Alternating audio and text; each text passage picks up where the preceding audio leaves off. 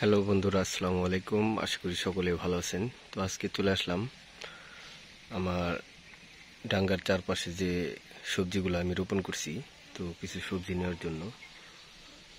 তো আসলে সময়ের কারণে সবসময় এসে সারতে পারি না, এই কারণে সবজিগুলো অনেক নষ্ট হয়ে যায়, ওরকমভাবে লোকও পাই না। এই দেখছেন যে কত পেকে গেছে। তো আলহামদুলিল্লাহ এখানে অনেক করলা হয়, আর একটা বড় বড় সাইজ যে দেখতে পাচ্ছেন চলছে, বড় বড় একটা সাইজ।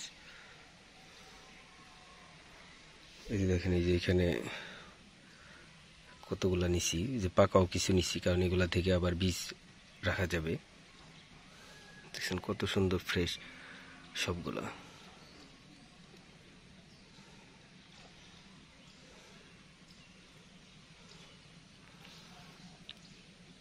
তো মাছ চাষের পাশাপাশি আমি এখানে বিভিন্ন ধরনের সবজি চালা দিয়ে চাষ করি। এই যে দেখছেন, এই যে মিষ্টি কুমড়া আছে, করলা দেখছেন, ওই যে গাছে মিষ্টি কুমড়া ঝুলছে। আলহামদুলিল্লাহ অনেক মিষ্টি কুমড়া আছে, আর অনেকগুলা এখান থেকে কেটে নিছি। আর ওই যে ওই পাশটাতে আমি লাউ দিছি, ওখান দিয়ে অনেক লাউ আছে, আসলে এত দূর থেকে দেখা যায় না ঠিক মতো।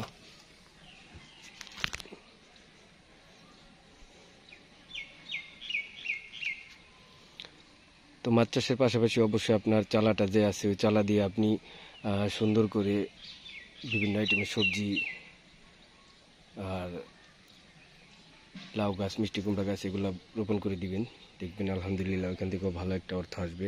এই যে দেখছেন, এই যে কত করলা, কালকে একজন ছিঁড়ে নিছে, তারপরও আজকে বাসায় খাওয়ার জন্য কিছু নেওয়ার জন্য আসছি। তো দেখেন এই যে কতগুলা ছিঁড়ছি, আরও গাছে অনেক করলা আছে, এগুলা ছিঁড়লে অনেক হবে, তো আর ছিঁড়বো না আজকে।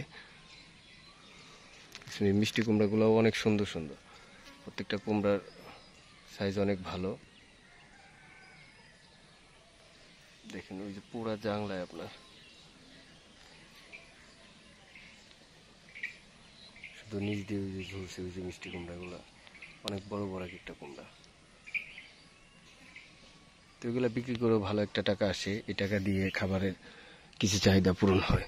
তো অবশ্যই আপনারা বিভিন্ন আইটেমের সবজি চাষ করার চেষ্টা করবেন, তাতে আপনার বাসায় ফ্রেশ জিনিস খেতে পারবেন। এই যে দেখেন, আমি যেগুলা সব ফ্রেশ জিনিস আমি বাসায় নিয়ে যাব, এখান থেকে ভালো জিনিসগুলোই আমি খাবো, ঠিক আছে। তো এই জিনিস আপনি নিজে রোপণ করেই খেতে পারবেন একমাত্র, তাছাড়া আর খাওয়া সম্ভব না। তো নিজের বাড়িতে খাওয়ার জন্য আপনি যে সবজির প্রয়োজন আছে, এগুলা বেশিরভাগ আপনি রোপণ করবেন, যাতে আপনি খাবারের চাহিদা পূরণ করেও তারপর আবার বিক্রি করতে পারেন। তো সকলেই ভালো থাকবেন, সুস্থ থাকবেন। আসসালামু আলাইকুম ওয়া রাহমাতুল্লাহি ওয়া বারাকাতুহু।